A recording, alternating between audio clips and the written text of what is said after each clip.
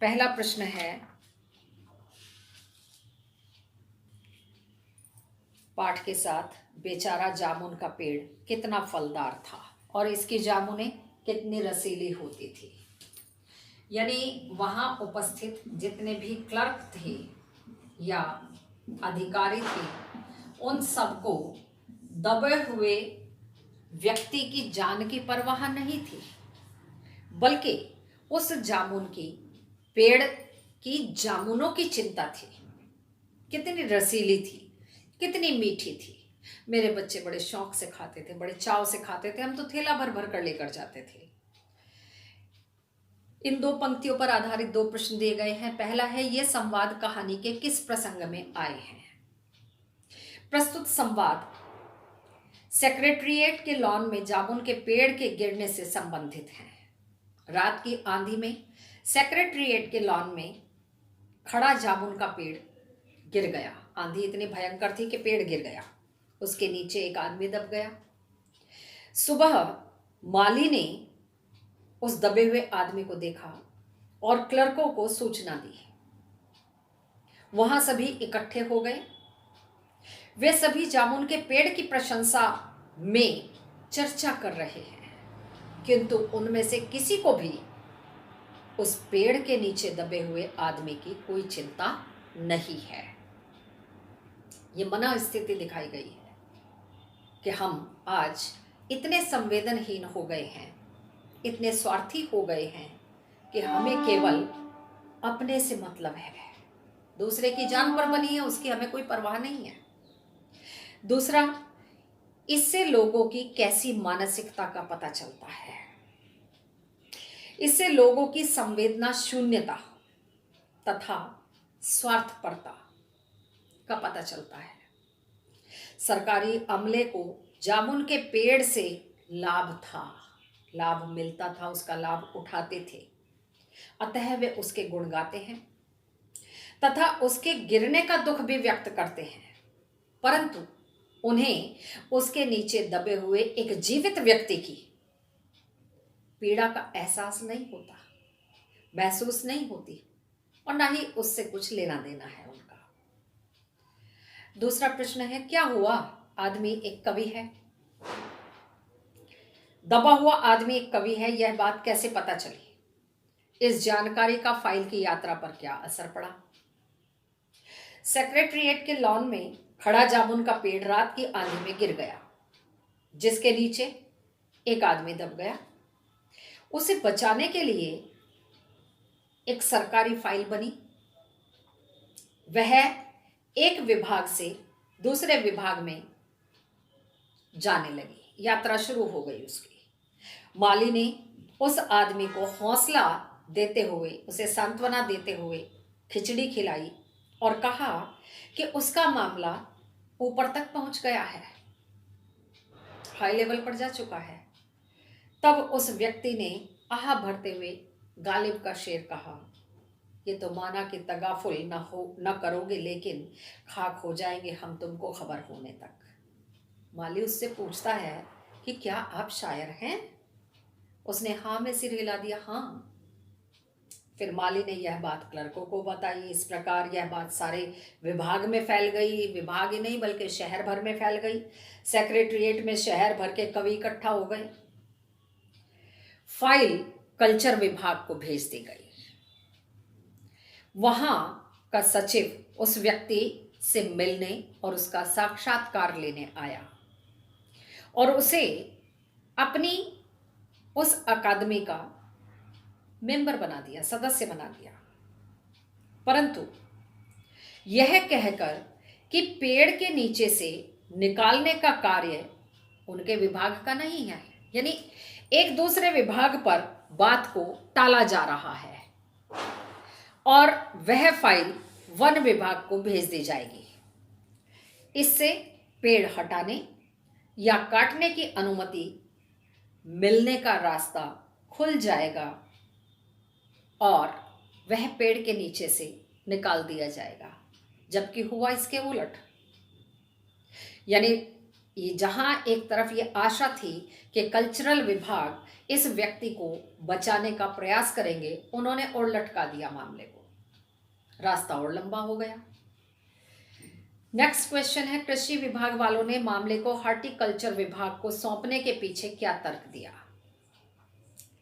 कृषि विभाग वालों ने यह तर्क दिया कि कृषि विभाग का अनाज और खेतीबाड़ी से संबंध है, इस मामले में उन्हें कोई फैसला लेने का अधिकार नहीं है, क्योंकि ये पेड़ जो है ये फल वाला पेड़ है जो उनके विभाग में नहीं आता है, हॉर्टिकल्चर विभाग में आता है। जामुन का पेड़ एक फलदार वृक्ष है, इसीलिए यह मामला हॉर्टिकल्चर विभाग के अंतर्गत आता है। उन्हें ही इस विषय में फैसला लेने का अधिकार है और उन्हें लेना भी चाहिए। आमतौर पर ऐसा ही होता है, कोई फैसला लेने को तैयार नहीं होता, एक दूसरे पर बात को टालते जाते हैं, टालू प्रवृत्ति है। और इस तर्क के साथ उन्होंने फाइल को अपने यहाँ से विदा किया और हॉर्टिकल्चर विभाग को भेज दिया।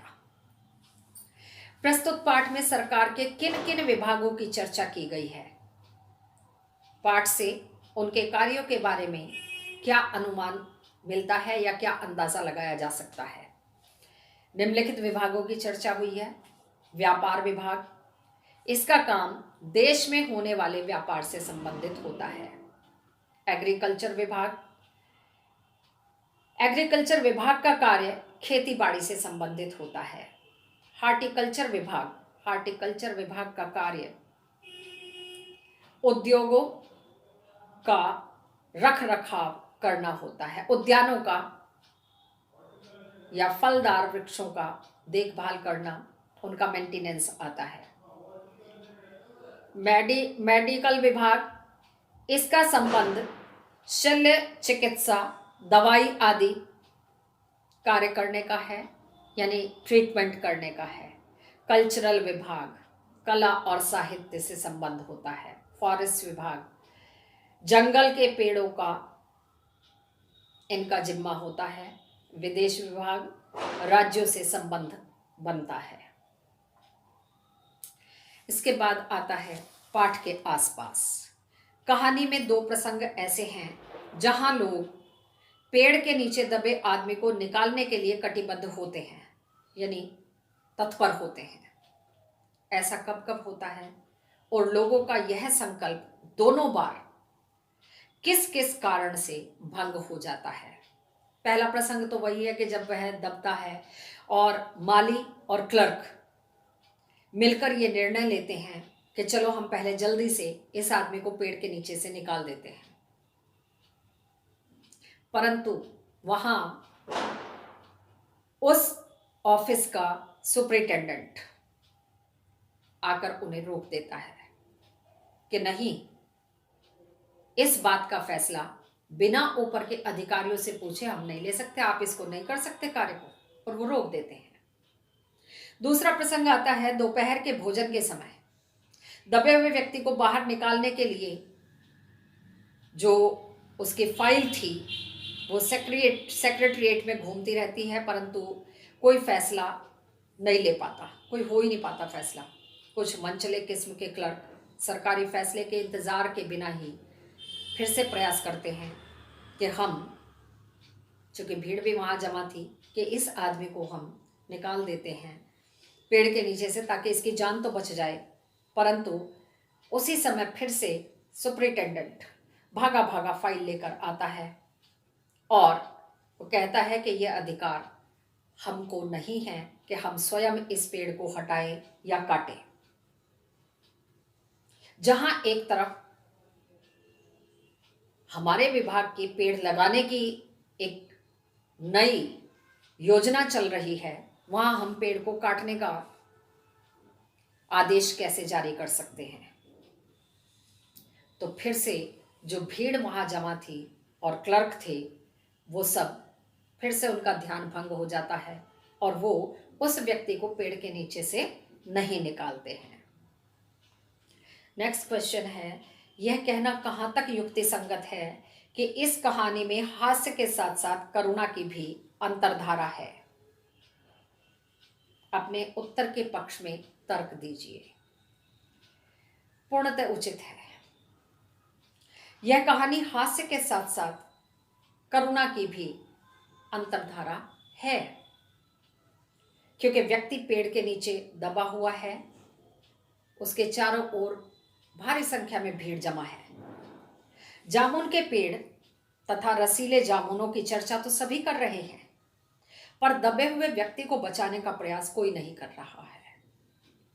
अधिकारियों तथा विभागों की फूहड़ हरकतें हास्य के साथ साथ करुणा को भी जागृत करती है।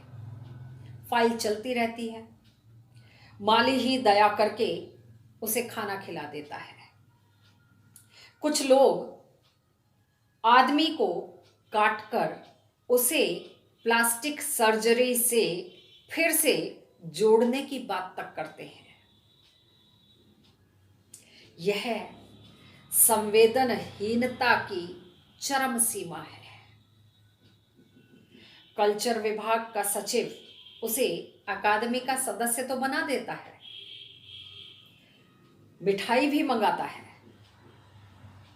परंतु उसे बचाने का प्रयास वह भी नहीं करता। दो देशों के संबंध के नाम पर आम आदमी की बलि चढ़ाई जा सकती है। ये सारी घटनाएं करुणा की गहनता को अभिव्यक्त करती हैं।